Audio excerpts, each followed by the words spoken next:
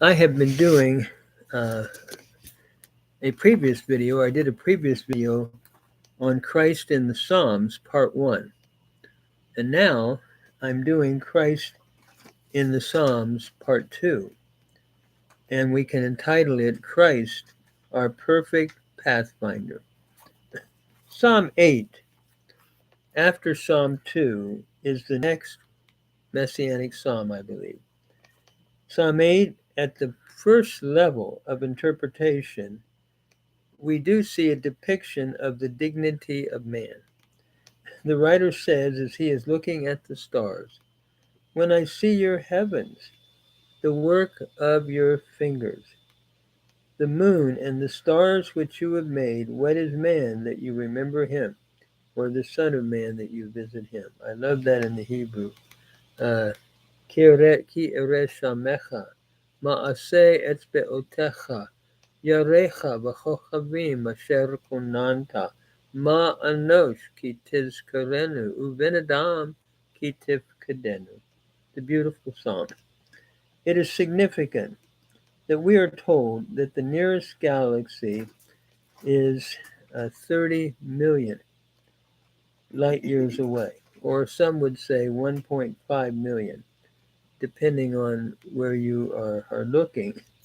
But traveling at the speed of light, 186,000 miles a second, in 2 seconds we can zip past the moon at that speed. We still have either 1.5 million years of travel speed ahead at that speed, or 30 million years, depending on which figure you're using, to get to the nearest galaxy. That's the fingerwork of God, the psalmist is saying. And what is mere mortal man that you even think about him? Yet you have made him a little lower than the angels, and you crown him with glory and honor. And you have put all things under his feet. Having shown the dignity of humankind here, this is then applied in the New Testament, in specifically Hebrews chapter 2, by the writer of Hebrews to Jesus Christ, who was made a little lower than the angels. He's quoting from the Septuagint in the New Testament. But now he's crowned with glory and honor. And he was made a little lower than the angels in order that he might taste death on behalf of all men.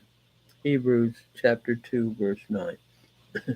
So the writer of Hebrews says that it was fitting for Christ to do this for the one who sets us apart to glory, that is, God the Father, and we who are being set apart as believers are one in that we now have a perfect pathfinder.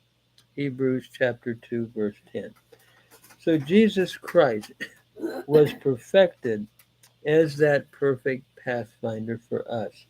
He was without sin, but perfected to be that pathfinder who cut the way through the thicket of death and has conquered death for us, becoming the resurrected second Adam, in whom we have victory over death. So I believe we're looking at a double fulfillment of this psalm. The near being fulfilled in showing the dignity of humankind, the distant pointing to Christ, who became that perfect pathfinder in the incarnation, cutting his way through the thicket of death on our behalf, so that through faith in him we have victory over death. And Paul would write, "O death, where is your victory? O death, where is your sting?" Praise God for Jesus Christ, who has conquered death in the resurrection and has become the perfect pathfinder.